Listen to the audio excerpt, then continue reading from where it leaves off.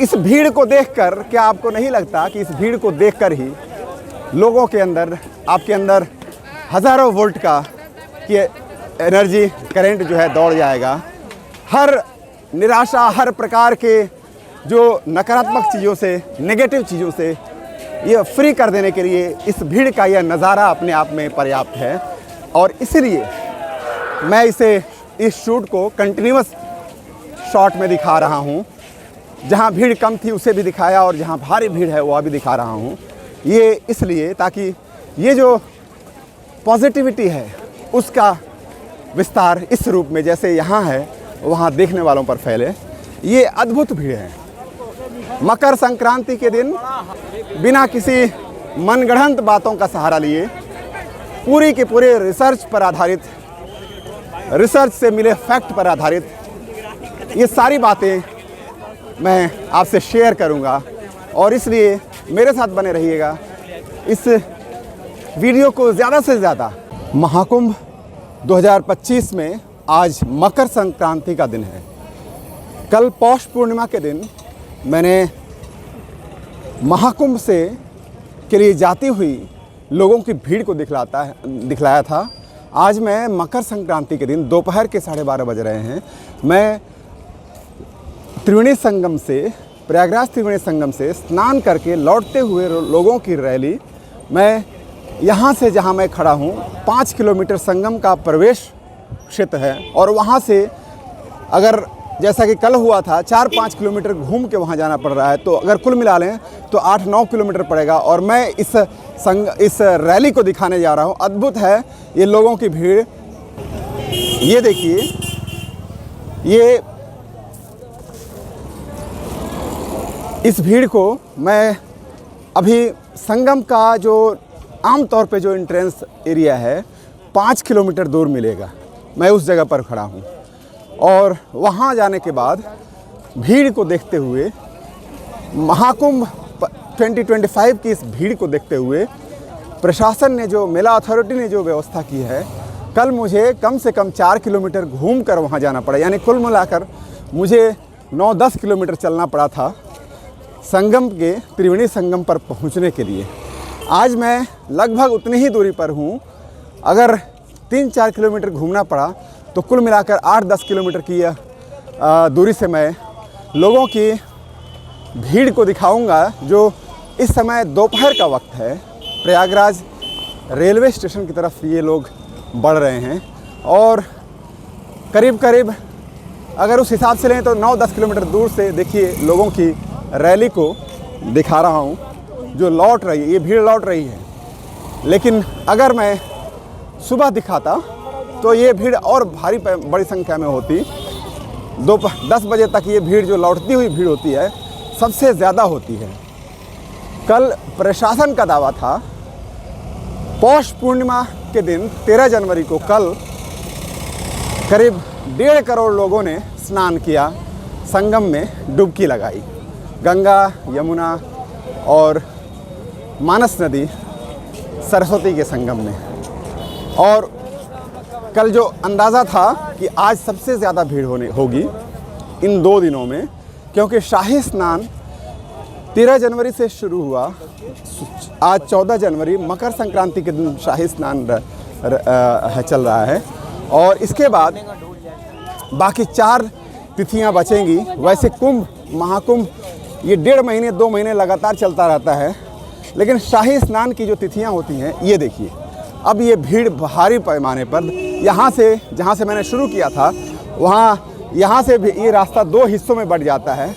सबसे बड़ी भीड़ इस दिशा में जा रही है। ये बालसन की तरफ होते हुए ये रास्ता सिविल लाइंस की तरफ जाएगा और प्रयागराज रेलवे स्टेशन की तरफ भी जा सकते हैं। सबसे ज़्यादा भीड़ उस तरफ है और ये है वो भीड़। दरअसल भीड़ का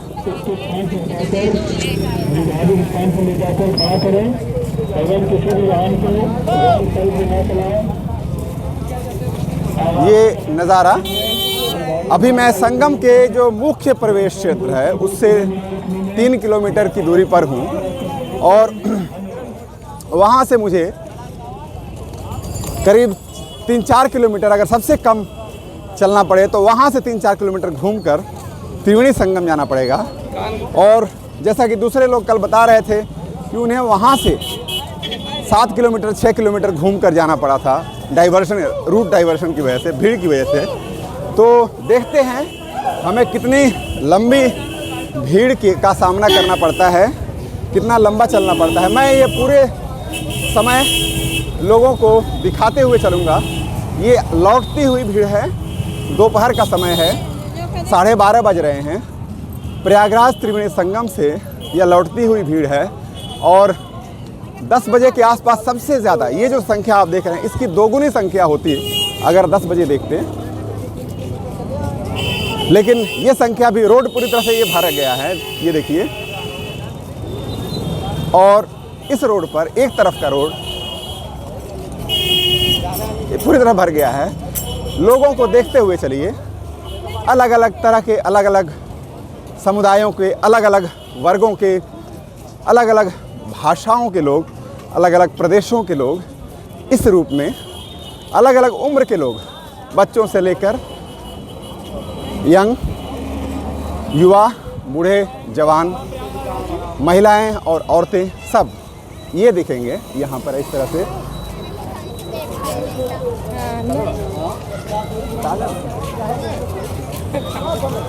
ये मैं दिखाने की कोशिश कर रहा हूँ।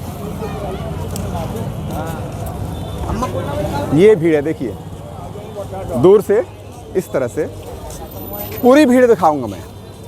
ये सिर्फ अभी इस समय जो लौट रही है 1-2 घंटे के अंदर। भारी भीड़ यहाँ पौष पूर्णिमा 13 जनवरी से भी ज़्यादा आज की भीड़। बड़े पैमाने पर लोग आज सुबह शाही स्नान आज सुबह 6:15 बजे 6:15 पर महानिर्वाणी अखाड़े और अटल अखाड़े के स्नान से शुरू होना था और उसके साथ ही उसके बाद ही बाकी अखाड़ों का स्नान होना था जो तयशुदा होता है। और साथ साथ भारी संख्या में मकर संक्रांति के दिन भारी संख्या में भीड़ उमड़ती है। ये भीड़ पौष पूर्णिमा की जो भीड़ होती है 13 जनवरी की भीड़ से भी ज़्यादा रहती है यह। और ये मकर संक्रांति पूरे देश में लोग इस पर स्नान करते हैं मकर संक्रांति के दिन। तो ये वो भीड़ है। अभी भी हम काफ़ी दूर हैं। कोशिश करूँगा कि कंटिन्यूअस शॉट में दिखाऊं, वीडियो बंद करके दोबारा एडिट करके जोड़ करके ना दिखाना पड़े। इसलिए इस भीड़ को देखते रहिए। इनमें जो चेहरे हैं, जो लोग हैं, उनको आप देखते रहिए। इस भीड़ से अंदाज़ा लगा पाएंगे कि किस तरह से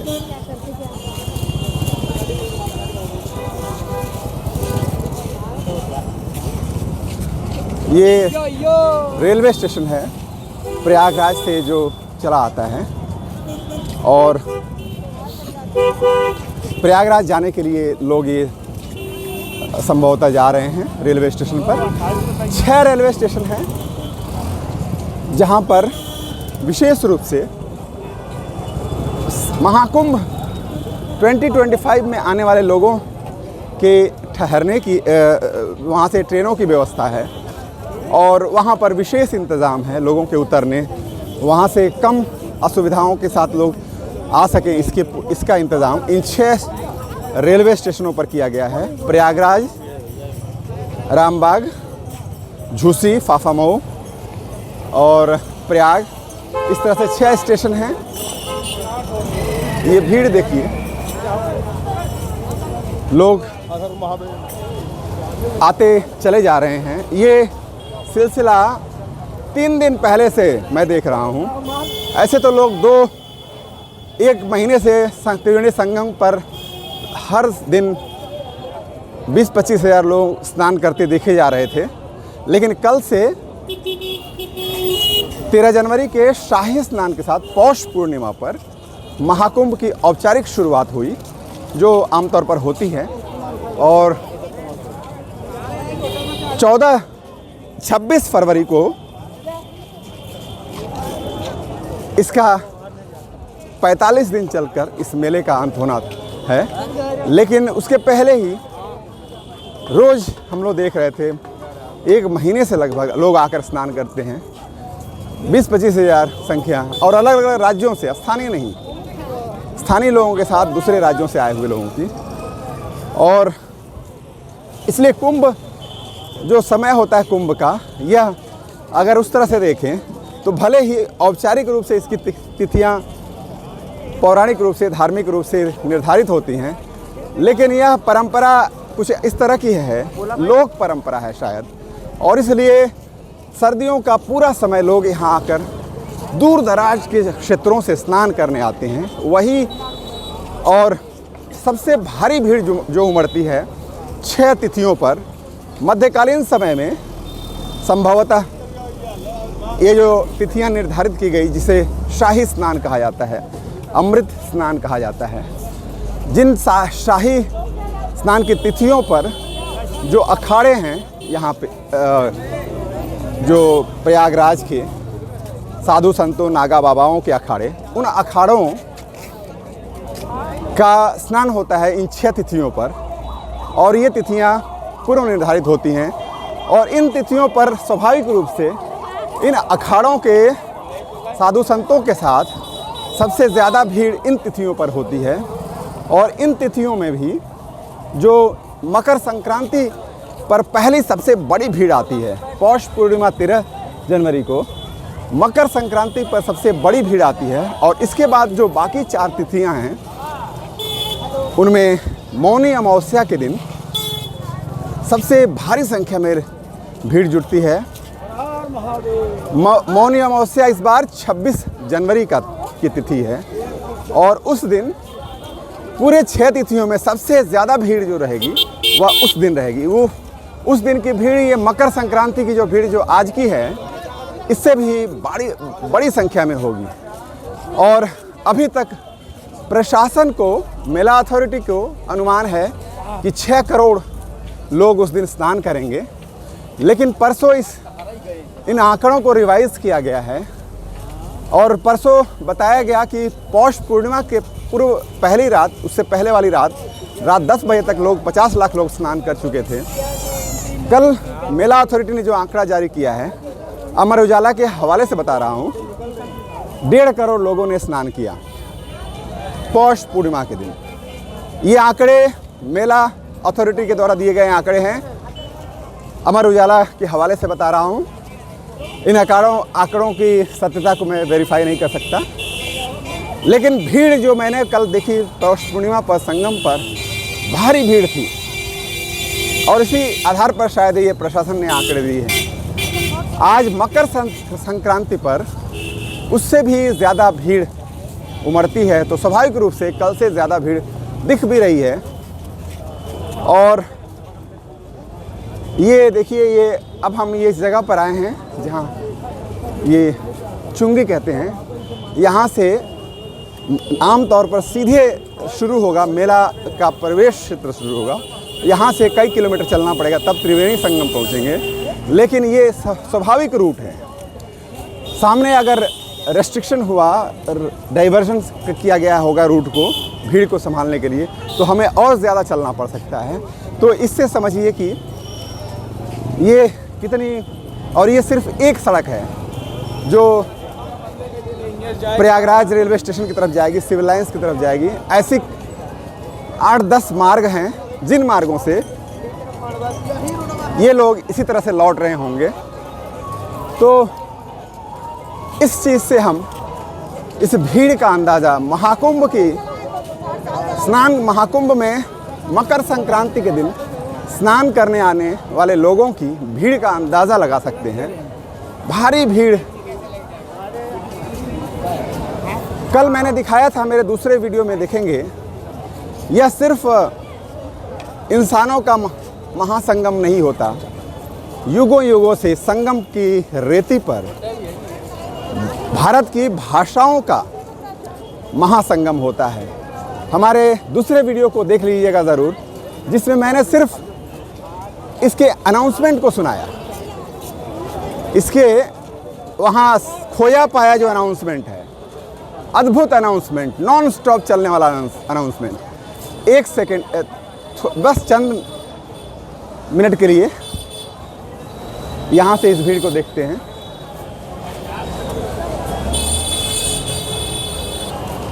यहाँ से 2 डायरेक्शन से, 2 दिशाओं से यहाँ से लोग आते हैं और देखते हैं। सीधे अगर जाएं तो त्रिवेणी संगम पर जाएंगे, लेकिन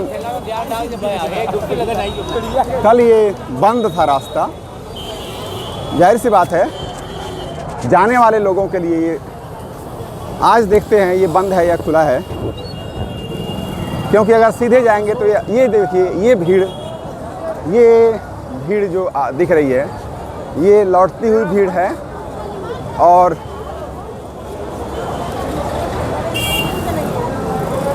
जाहिर सुबह सुबह लोग स्नान करते हैं, भोर से शुरू होता है। अखाड़ों के शाही स्नान के साथ सुबह सुबह 6:15 आज इसकी शुरुआत हुई है। और इस समय ये ज़्यादातर लोग लौटने वालों की भीड़ होगी।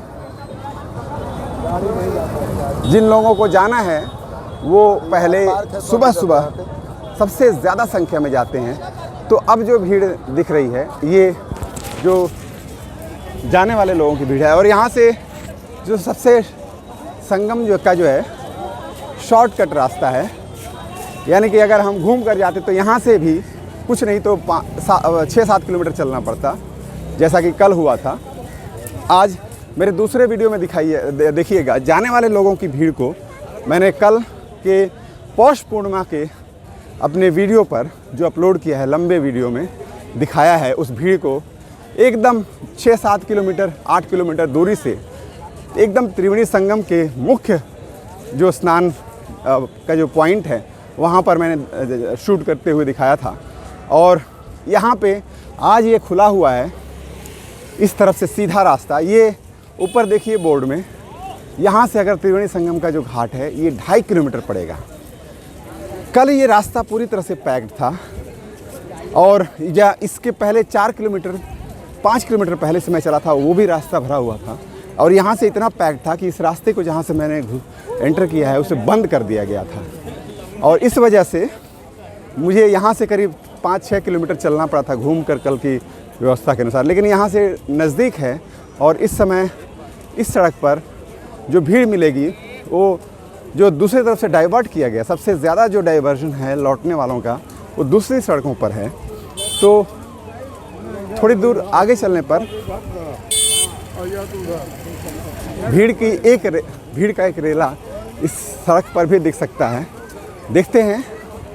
ये मेला क्षेत्र में के प्रवेश यहाँ कर चुके हैं, बाहर की तरफ है, एकदम बाहर की तरफ। 2.5 किलोमीटर अभी भी हम यहाँ से दूर हैं संगम से। और मैंने इस ऐसे वीडियो में संगम के इस भीड़ का आपको अंदाज़ा मिल जाए कितनी भारी भीड़ यहाँ उमड़ती है। और ये परंपरा सदियों की परंपरा है, भारत की बहुत पुरानी परंपरा। लोग लाखों 50 साल पहले के जो आंकड़े हैं, लाखों की संख्या में लोग यहाँ स्नान करने आते थे। और अंग्रेज़ों ने जब पहली बार पूरी तरह से भारत पर कब्ज़ा किया तो अचानक एक दिन उन्हें दिखाई पड़ा कि प्रयाग इलाहाबाद की तरफ भारी संख्या में लोग अपने सिरों पर भारे भारे चीज़ें बांधे लिए चले आ रहे हैं। तो अंग्रेज़ डॉक्यूमेंट में उस समय की जो दस्तावेज है उसमें जो उपलब्ध है कि अंग्रेज़ अफसर जो उस समय मौजूद था उसे लगा कि शायद फिर एक 1857 का जो विद्रोह हुआ था वो बहुत हाल ही का विद्रोह था। तो उनको लगा कि शायद फिर एक बार कहीं विद्रोह जैसा कुछ स्थिति पैदा होने जा रही है। पूरे चारों तरफ से लोग सामानों के साथ कूच कर रहे हैं इलाहाबाद की तरफ। और पहला दिन गया, दूसरा दिन गया, और सिलसिला लगातार जब चलने लगा तो वे डर गए और उन्हें लगा कि शायद भारी विद्रोह जैसे कुछ स्थिति, आक्रमण जैसी स्थिति होने वाली है। उन लोगों ने पूरे इलाहाबाद में अंग्रेज़ों ने सेना तैनात कर दी और चप्पे चप्पे पर उस समय के दस्तावेज़ों में है। जब बाद में उन्हें पता चला कि नहीं, ये लोग दरअसल स्नान करने के लिए आ रहे हैं गंगा की तरफ, जमुना की तरफ, जो संगम का जो घाट है, तो लोग जो है, तो उनको समझ में आया कि ये तो बिल्कुल अलग ही मामला है। वे हैरान हुए और जिस बड़े भारी भीड़ को उन्होंने देखा, उनको लगा कि यह अंग्रेजी हुकूमत के लिए आमदनी का बहुत बड़ा सोर्स हो सकती है। उन लोगों ने उस ज़माने में, आज से करीब 150 साल पहले, प्रति व्यक्ति 1 रुपये के हिसाब से स्नान का पर कर लगा दिया, टैक्स लगा दिया उस ज़माने में, 150 साल पहले, सोचिए। और क्योंकि उनको लगा कि इतनी भारी भीड़ यहाँ आ रही है तो इससे बहुत बड़ी कमाई जो है उनकी हो जाएगी, और वो बात सच भी हुई। और उन्होंने जो ज़मींदार वगैरह उस ज़माने में थे, राजा वगैरह थे, उनके लिए विशेष क्षेत्र बनाए थे और उनको ज़्यादा उसके लिए पेमेंट करना पड़ता था। और ऐसे ही डॉक्यूमेंट में मैं देख रहा था अपनी रिसर्च में, इस महायात्रा में मैं हूँ अपनी, जो मैंने कुछ ही दिनों पहले यहाँ से की है, मेरे दूसरे वीडियो में देखिएगा। तो उस महायात्रा के लिए जो मैं रिसर्च कर रहा था इस इलाहाबाद के बारे में, प्रयागराज के बारे में, तो अंग्रेज़ों ने जो कर लगाया, टैक्स लगाया स्नान करने पर संगम के किनारे, उसमें जो ज़मींदारों के, उन्होंने कई ज़मींदार, कई राजा आते थे, उनके 250, 300, 400 कर्मचारी साथ आते थे स्नान करने, तो उनका पूरा स्नान का जो टैक्स है वो राजा को देना होता था और वह हज़ारों में होता था। ऐसे कई आंकड़े मैं उसमें देख रहा था। ये बेहद दिलचस्प कहानी जो मैं आपको बता रहा हूँ, कुंभ से जुड़ी हुई कहानी, महाकुंभ से जुड़ा हुए तथ्य और आंकड़े, बेहद गहरी रिसर्च के बाद कई महीनों से जो चल रही है, ये तमाम तथ्य और कहानियाँ, जो ऐतिहासिक संदर्भ आएंगे, मध्यकालीन और प्राचीन चीनी यात्रियों के संदर्भ, वो मैं आपको बताऊंगा। धार्मिक ग्रंथों में जो संदर्भ आता है प्रयागराज का, संगम का और इस जगह के अद्भुत सौंदर्य का, वो भी मैं आपको बताऊंगा। सब कुछ ऐसे ही अलग अलग वीडियो में पूरे कुंभ और महाकुंभ की तथ्यों और कहानियों को, इसके पूरे अतीत और वर्तमान को मैं आपके सामने लेकर आऊँगा। और इसलिए बने रहिएगा मेरे साथ। वीडियो में लंबे होंगे क्योंकि थोड़ा सा यहाँ एडिट करने का कोई स्कोप नहीं है। वजह ये है कि इतने दृश्य, इतनी कहानियाँ, करोड़ों लोगों के समागम में अगर एडिट करने लगेंगे तो आपको हम वो चीज़ें नहीं दिखा पाएंगे जितनी चीज़ें यहाँ उपलब्ध हैं, मौजूद हैं। तो सिर्फ ये सारी बातें, ये सारे दृश्य आपको दिखा सकें, सिर्फ इसीलिए मैं एडिटिंग से बच रहा हूँ और आपको लंबे वीडियोस, लंबे बड़े दृश्य दिखाने का जो लोभ है कि ज़्यादा से ज़्यादा चीज़ें आप तक पहुँचा पाऊँ, सब जो मुझे समझ में आ रहा है, जो अनुभव कर रहा हूँ यहाँ, सिर्फ उसी वजह से। इसलिए वीडियो थोड़े लंबे होंगे, देखिएगा, दृश्यों को देखिएगा, लोगों को देखिएगा। एक साथ ऐसे करोड़ों लोगों को विजुअल्स में देखना अपने आप में अपने भीतर एनर्जी पैदा करता है, उत्साह पैदा करता है, मानवता में आपकी आस्था को बढ़ाएगा, मनुष्यता में आस्था को बढ़ाएगा। जैसा कि रविन्द्रनाथ टैगोर ने कहा था कि मनुष्य से आस्था खोना पाप है, यानी कि हमारी आस्था हमेशा ही इंसान में, मनुष्यों में, मानवता में बनी रहनी चाहिए और बहुत कठिन से कठिन परिस्थितियों में भी निराश या घबराने की कोई ज़रूरत नहीं है। इतनी विशाल मानवता है यह मैं सिर्फ आपके दुनिया के एक हिस्से का, हिंदुस्तान की बात बता रहा हूँ। करोड़ों लोगों से बना हुआ यह देश और बड़ी बड़ी प्रतिकूल और अनुकूल परिस्थितियाँ इस देश से गुजरी हैं, लोगों से गुजरी हैं। उन हर परिस्थिति में, हर हाल में मानवता जो है अपनी अमृत जड़ें, जीवन की जड़ें निकाल लेती है। इसलिए इस विशाल भीड़ को देखना अपने आप में महा ऊर्जा, जो एनर्जी आपके अंदर आएगी, सिर्फ इसलिए मैं बिना एडिट अनएडिटेड ये लॉन्ग वीडियोस दिखा रहा हूँ। इन्हें देखिए, उस स्पिरिट को समझने की कोशिश कीजिए। ये मैं जो बता रहा था आपको कि ये भीड़ आज की नहीं है, ये हज़ारों साल से ऐसा चल रहा है। दूसरे वीडियोज़ में देखिएगा जो इसके संदर्भ हैं, पौराणिक संदर्भ हैं, पुराने संदर्भ हैं, वो मैंने बताया है और भी बताऊंगा।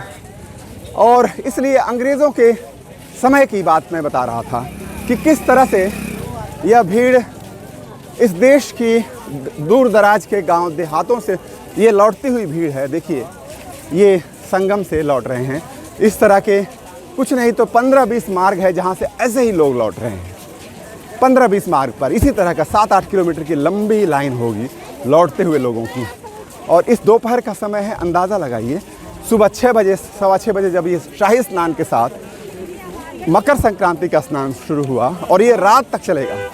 रात 12-1 बजे तक लोग इस तरह से स्नान करेंगे। संख्या भले ही रात को थोड़ी कम हो जाए, लेकिन ये लगातार चलेगा। ये कोई ये आयोजन आज का नहीं, हज़ारों सालों का स्वतःस्फूर्त ढंग से इस देश के दूर दराज के जाने अनजाने और गांव देहातों से लोग उठकर इस तरह से कुंभ के समय, विशेष रूप से कड़ाके की सर्दियों के समय चले आते हैं, उमड़ आते हैं संगम पर। संगम पर ये दृश्य, इसका एक उदाहरण रामचरितमानस से मैं दे दूं। तुलसीदास लिखते हैं, हालांकि इसका संदर्भ बहुत पुराना है।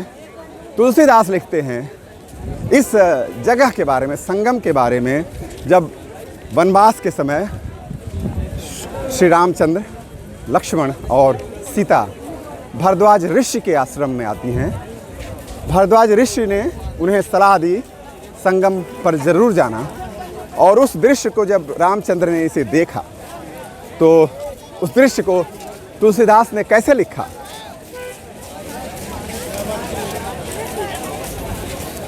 अस तीरथपति देखि सुहावा, अस तीरथपति देखि सुहावा, सुख सागर रघुबर सुख पावा। तीर्थपति यानी तीर्थों के स्वामी, तीर्थों के स्वामी को, तीर्थों के राजा को श्री राम ने इस रूप में देखा, इस तरह से देखा, ऐसा देखा कि जो खुद सुखों के सागर हैं, जो खुद सुखों का सागर है, वह श्री राम सुख से भर उठे। इस दोहे के, इस चौपाई के सौंदर्य को देखिएगा। जो सुखों का सागर है उसको सुख मिला। उस दृश्य को देखने के बाद जो तीर्थराज का था, तीर्थराज के चारों तरफ जो नज़ारा था, जो दृश्य था, वह प्राकृतिक दृश्य हो, मनुष्यों की भारी भीड़ हो, यह सब कुछ मिलाकर जो दृश्य बनता था, उसको देखकर सुखों के सागर सुख से भर उठे। जो सबको सुख देता है उसको ही सुख मिलने लगा। अद्भुत है यह, ये वह जगह है। और यह बेहद प्राचीन, यानी कि तुलसीदास जब लिख रहे हैं राम की कथा, तो यह राम की कथा से भी पहले चली आती हुई परंपरा है। ये वो जगह है प्रयागराज की। ये अद्भुत भीड़ मैं इसलिए दिखा रहा हूँ लॉन्ग वीडियो में, अनएडिटेड वीडियो में। इस भीड़ को देखिए और मनुष्यता के, मानवता के महासमागम को, जो हजार साल पुरानी है, इसको महसूस कीजिए। इसके अंदर से उस ऊर्जा को, इस एनर्जी को महसूस कीजिए। ये इसलिए मैं ये भीड़ दिखा रहा हूँ इस रूप में। लगातार कई किलोमीटर लंबी ये जाती हुई, ये संगम की तरफ जा रही है। मैंने लौटती हुई भीड़ से शुरू किया था। मैं उस रास्ते पर हूँ जहाँ ये जाती हुई भीड़ है। दोपहर 1 बज चुके हैं। उस समय की यह भीड़ है जब ये भीड़ कम होती है थोड़ी। सबसे भारी भीड़ सुबह की तरफ उमड़ती है। और ये देखिए इस भीड़ का नज़ारा, ये दृश्य है। तो जो रामचरितमानस से, तुलसीदास की चौपाई से मैंने उद्धरण दिया इस भीड़ को दिखाने के लिए।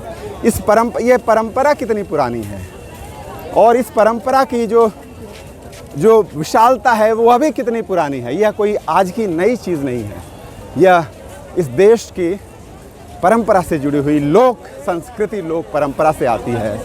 और मेरे दूसरे वीडियोस में देखिएगा कि किस तरह से इसका सौंदर्य है, इस प्रयागराज का सौंदर्य, इस संगम जहाँ गंगा, यमुना और मानस नदी, सरस्वती का संगम होता है, उस पर क्यों उस जगह की ऐसी महिमा है। उसके प्राकृतिक सौंदर्य को महसूस करवाने के लिए मैंने अलग अलग वीडियो में बताया है। वहाँ के हर चीज़ की कहानी लेकर मैं आपको सुनाऊंगा। जैसे मैंने इस वीडियो में बताया, इस भीड़ के संदर्भ को दिखाया अंग्रेज़ों के समय से। इस भीड़ को देखकर उन्हें लगा जैसे प्रयागराज पर अंग्रेज़ों के इस यहाँ पर जो साम्राज्य था उस पर हमला हो गया है। ये लिखित इतिहास है, ये लिखित तथ्य है, इतिहास नहीं है। ये लिखित तथ्य है, उस समय के दस्तावेजों में उपलब्ध है। उसी तथ्य को मैंने बताया, मनगढ़ंत चीज़ मैं नहीं बता रहा हूँ। और जो कुछ मैं अपने वीडियो में बताऊँगा वह सब कुछ या तो इतिहास से लिया गया है, मुगलकालीन अंग्रेज़ी समय के दस्तावेज जो उपलब्ध हैं लिखित रूप से, उनसे लिया गया है, या फिर यह ऋग्वेद के सबसे पुराने संदर्भ से शुरू करके पुराणों के संदर्भ को लिया गया है।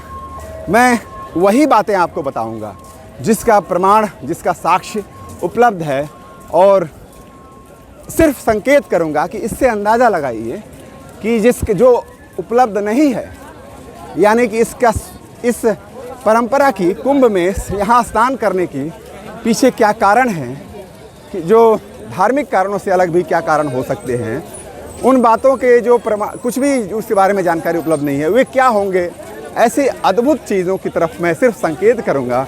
बाकी मैं जो बताऊंगा वे सब उनका ऐतिहासिक या पौराणिक संदर्भ होगा, दर्ज बातें होंगी, लिखित बातें होंगी, या लोक के ज़ुबान से, किंवदंतियों से आती हुई बातें होंगी।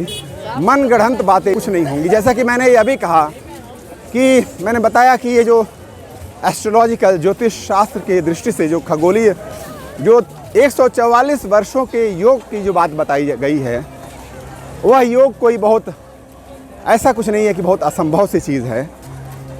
खगोलीय जो स्थितियां हैं, आसमान में ग्रहों और तारों की विशेष स्थितियां बनती रहती हैं और वो घूम फिर कर आती हैं। कोई 140 साल बाद, कोई 150 साल बाद, कोई 300 साल बाद, 500 साल बाद, 1000 साल बाद वे स्थितियां बनती रहती हैं, क्योंकि तारे और ग्रह घूमते रहते हैं। और उन्हीं चीज़ों के मैंने उसे बताया कि यह कोई ऐसी चीज़ नहीं है जिसे लेकर आप बहुत ज़्यादा ये किया जाए, बहुत ज़्यादा जिस पर फोकस किया जाए। मुख्य बात ये भीड़ है, मुख्य बात यह जनता है, यह मनुष्य है, ये समागम है जिस पर ध्यान जाना चाहिए। लोग चले आते हैं पूरे देश के दूर दराज के क्षेत्रों से। भाषाओं का यह संगम है, मनुष्यों का यह महासंगम है। करोड़ों लोग जहाँ पर आकर इस तरह से स्नान करते हैं।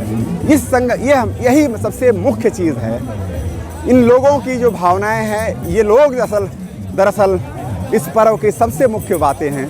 इन लोगों पर ध्यान जाना चाहिए और इसी बात पर मेरा भी फोकस है। मैंने कहा है कि जब करोड़ों लोग गंगा, यमुना, मानस नदी, सरस्वती के इस संगम में डुबकी लगाने के लिए महाकुंभ में यहाँ प्रयागराज त्रिवेणी संगम पर आए, उमड़े चले आ रहे हैं और अभी और आएंगे। जब ये अभी मेला शुरू हुआ है, अभी 45 दिनों तक औपचारिक रूप से चलना है, उसके बाद भी ये चलता रहता है।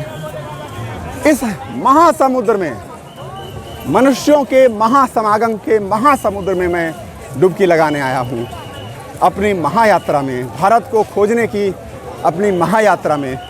और इसी महासमुद्र से जो चुनी हुई मेरी मुझे महसूस होगा, जो मैं निकाल पाऊँगा, जो समझ पाऊँगा, उन दृश्यों के साथ साथ उन्हीं बातों को मैं आपसे शेयर करूँगा। मेरे चैनल पर मेरे साथ बने रहिएगा, क्योंकि ये जो कथाएं, जो कहानियाँ, जो तथ्य, जो इतिहास जो विज्ञान मैं इसका बताऊंगा वह दावा नहीं करता, लेकिन जहाँ तक मैं कह सकता हूँ कि वह सिर्फ और सिर्फ मैं सुनाऊंगा यह। और इसलिए विजुअल्स के लिए जहाँ नेशनल इंटरनेशनल मीडिया पर आप देख सकते हैं, अद्भुत नज़ारे यहाँ के दिखेंगे, आसमान से दिखेंगे, पानी के अंदर से दिखेंगे, हर जगह से दिखेंगे। लेकिन इसके बारे में जो बातें होंगी, जो तथ्य और कथ्य यानी हिस्ट्री, फैक्ट और माइथोलॉजी जो होगी, जो संदर्भ है, लोक जीवन से आया हुआ संदर्भ है। देखिए वहाँ लास्ट जो पॉइंट दिख रहा है वह रत्न कथा द्वार है, जो ये नहीं, सामने वाला नहीं, ये इसके पीछे एक अगर इस वीडियो में दिख रहा हो, रत्न कथा द्वार तक किस तरह से ये भीड़ जो है भारी संख्या में, ये सिर्फ यही भीड़ जो हमारे सामने है, यही कई लाख की भीड़ होगी। ये मैं अभी जिस कैमरे से शूट कर रहा हूँ, जिस मोबाइल से, इसकी जूम पावर उतनी नहीं है, नहीं तो मैं इसको दिखाता। मेरे दूसरे वीडियोस में आप देखेंगे ऐसे जूम करके दिखाए हुए। कल मैंने हेलीकॉप्टर्स को दिखाया था, भारी संख्या में दूर दूर तक, यहाँ संगम सिटी साइड से झूसी की तरफ की भीड़ को जूम करके दिखाया था, लेकिन इस समय नहीं दिखा सकता। इसे कंटिन्यूअस शॉट के तौर पे देखते रहिए। तो ये जो कहानी है, ये जो इनके बारे में जो ये बातें हैं जो मैंने इस वीडियो में आपके साथ शेयर की, ये सिर्फ मैं बता पाऊँगा, ये कम से कम इतना दावा ज़रूर करता हूँ। और बिना किसी काल्पनिकता का सहारा लिए, बिना किसी मनगढ़ंत बातों का सहारा लिए, पूरी के पूरे रिसर्च पर आधारित, रिसर्च से मिले फैक्ट पर आधारित ये सारी बातें मैं आपसे शेयर करूंगा। और इसलिए मेरे साथ बने रहिएगा। इस वीडियो को ज़्यादा से ज़्यादा, इस भीड़ को देखकर, क्या आपको नहीं लगता कि इस भीड़ को देखकर ही लोगों के अंदर, आपके अंदर हज़ारों वोल्ट का एनर्जी करंट जो है दौड़ जाएगा। हर निराशा, हर प्रकार के जो नकारात्मक चीज़ों से, नेगेटिव चीज़ों से ये फ्री कर देने के लिए इस भीड़ का यह नज़ारा अपने आप में पर्याप्त है। और इसलिए मैं इस शूट को कंटिन्यूअस शॉट में दिखा रहा हूँ। जहाँ भीड़ कम थी उसे भी दिखाया, और जहाँ भारी भीड़ है वह भी दिखा रहा हूँ। ये इसलिए ताकि ये जो पॉजिटिविटी है उसका विस्तार इस रूप में जैसे यहाँ है वहाँ देखने वालों पर फैले। ये अद्भुत भीड़ है। मकर संक्रांति के दिन दोपहर का समय है, सुबह 6:15 पर आज शाही स्नान शुरू हुआ था। महानिर्वाणी और अटल अखाड़े के स्नान के साथ, शाही स्नान के साथ, और ये निरंजनी अखाड़े का स्नान चलेगा, उसके बाद चलना था, जो हो चुका है। 2 घंटे का समय, करीब 40-45 मिनट का समय एक अखाड़े को दिए जाता था, जाने की बात थी। वह लगभग ये 8-9 घंटे तक अखाड़ों का स्नान चलता है सुबह से। और इसमें निर्वाणी और अटल अखाड़े के बाद निरंजनी अखाड़े का स्नान था। निरंजनी अखाड़े में ही जो मीडिया में काफ़ी चर्चित है, स्टीव जॉब्स, लेट दिवंगत स्टीव जॉब्स की पत्नी, उसमें इसी निरंजनी अखाड़े में उन्होंने दीक्षा ली है। और यहाँ पर कल्पवास में है। 45 दिनों तक कल्पवास चलता है। तुलसी, केला और जौ रोप कर ज़मीन में कल्पवास की शुरुआत करते हैं, और ये 45 दिन तक कल्पवास का जीवन व्यतीत करते हैं। इसको मैं दिखाऊंगा आपको, सीधे कल्पवासियों के शिविर से दिखाऊंगा दूसरे वीडियो में, आज नहीं। और पूरे कल्पवास की प्राचीन परंपरा, उसके इतिहास को बताऊंगा। अद्भुत है वह, हैरान होंगे आप देखकर। कदम कदम पर ये साधुओं का एक गुट चला आ रहा है। नागा साधु आते हैं, अघोरी आते हैं। अगर आप भारतीय परंपरा से परिचित हों, साधुओं की परंपराओं से परिचित हों, तो इसमें जहाँ शैव हैं, शाक्त हैं, राम को मानने वाले हैं, शिव को मानने वाले हैं, विष्णु को मानने वाले हैं, कृष्ण को मानने वाले हैं, ऐसे सैकड़ों हजारों मतों और पंथों के लोग हैं। इनमें और इसके अलावा अलग से जो तांत्रिकों का जो समुदाय है वे लोग हैं जो तांत्रिक पद्धति से साधना करते हैं। और इनसे अलग नागाओं का जो एक संप्रदाय है, नागाओं में भी बहुत सारे संप्रदाय हैं। तो नागा बाबा लोग जो बिना वस्त्र रहते हैं, सर्दी गर्मी जाड़ा बरसात, वे लोग हैं। और नागाओं के स्नान के साथ ही इस महाकुंभ की शुरुआत होती है। और नागाओं के अलावा भारतीय परंपरा में जो दूसरे मार्ग हैं वे अघोरियों का है, जो घोर साधना करते हैं, अघोरियों का संप्रदाय। मैंने एक दूसरे वीडियो में एक ऐसे ही अघोरी बाबा और उनके वो दल को दिखलाया था और मुझे हैरानी हुई कि अघोर साधना में आम तौर पर महिला साधु नहीं दिखाई पड़ती, स्त्री सन्यासिनी नहीं दिखाई पड़ती, लेकिन उस ग्रुप में वो दिखाई पड़ी थी। तो मैंने दूसरे वीडियो में देखिएगा। और ये जो भीड़ देख रहे हैं आप, अब ये पैंटून, ये बगल में जो आ रही है पुल प्रयागराज सिटी साइड से शुरू होता है और ये पुल शास्त्री ब्रिज है, ये चला जाएगा झूसी। ये देखिए इस तरफ नदी पार करके ये बाएं तरफ गंगा नदी आ रही इधर से। इनके ऊपर, गंगा के ऊपर ये जो लोग हैं ये जा रहे हैं दूसरी तरफ झूसी साइड में, जो 25 सेक्टर महाकुंभ नगर के बने हैं, उत्तर प्रदेश के 76वें ज़िले। ये काली पैंटून पुल है, काली मार्ग से, क्योंकि यह पीछे जो काली मार्ग है उससे होते हुए ये आ रहा है। ये पैंटून पुल, इस तरह के 30 पुल कल मैंने वीडियोस में दिखाए थे, इन पुलों के बारे में बताया था। भारी भीड़ है इन पुलों पर, पैंटून ब्रिज पर। ये इतनी संख्या में, दूसरे पुल पे कम है, इस पर ज़्यादा है, और भी कुछ ब्रिज हैं जिन पर ज़्यादा है। ये जा रहे हैं झूसी की तरफ, क्योंकि वहाँ पे टेंट ज़्यादा संख्या में है, भारी संख्या में टेंट में रहने वाले लोग उधर ही हैं। और इस तरफ सबसे ज़्यादा जो स्नान करते हैं, जो स्नान करने के लिए आते हैं, उनकी भीड़ यहाँ इस जगह पे रहती है। ये ठीक त्रिवेणी संगम जहाँ मैं हूँ इस समय, और ये इधर से दिखाता हूँ थोड़ा। इस समय घाटों पर भीड़ होगी। अगर सुबह आपको जिस वीडियो में आप देखेंगे वहाँ इस जगह पे जो आपको दिख रहा है, दूर दूर तक यहाँ तिल रखने की जगह नहीं मिलती। बड़ी संख्या में लोग इस समय चूँकि लौटना शुरू कर देते हैं, तो ये वो त्रिवेणी संगम पर इस समय हम आ चुके हैं। वीडियो कुछ देर और चलेगा क्योंकि कुछ और बातें हैं। ये देखिए, मैं यहाँ से अखाड़े जो स्नान करके लौटते हैं उनका जो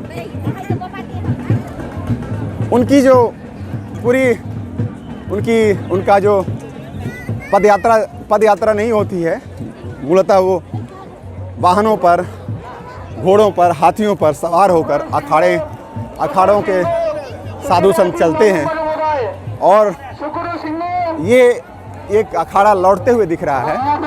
सुबह के समय अखाड़े जब यहाँ शाही स्नान के दिन यहाँ रहते हैं और संगम में स्नान करते हैं, तो अद्भुत, ये सारे अखाड़ों के जो साधु संत हैं, नागा बाबा जो लोग हैं, ये गंगा में, यमुना और मानस नदी, सरस्वती के संगम पर डुबकी लगाते हैं और उसी के साथ शुरुआत हो जाती है।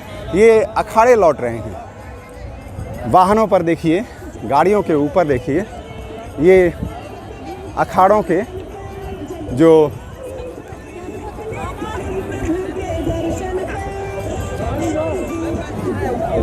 वही ये जगह है, वहाँ पर ये अखाड़ों का ये दृश्य है। ये अखाड़े दरअसल यहाँ पर बड़े ही पुरानी परंपरा है, अखाड़ों से शुरू होती है। यह शाही स्नान की शुरुआत इन्हीं अखाड़ों से शुरू होती है। अखाड़ों के बाबा, ये देखिए दूर से विजुअल्स में दिखा रहा हूँ, ये वो विजुअल्स हैं। ये ऐसे ये चले आ रहे हैं दूसरी तरफ से, झूसी की तरफ से, जो स्नान ख़त्म करके ये वो अखाड़े हैं। मैं इस वीडियो को यहीं ख़त्म करता हूं और आगे और भी बातें करेंगे। बने रहिएगा मेरे साथ। प्रयागराज त्रिवेणी संगम से मैं उपेंद्र आपके साथ महाकुंभ के महासमागम की महागाथा लेकर लगातार बना रहूँगा अगले कई दिनों तक। हमारे चैनल पर बने रहिए, इस चैनल को सब्सक्राइब कर लीजिएगा।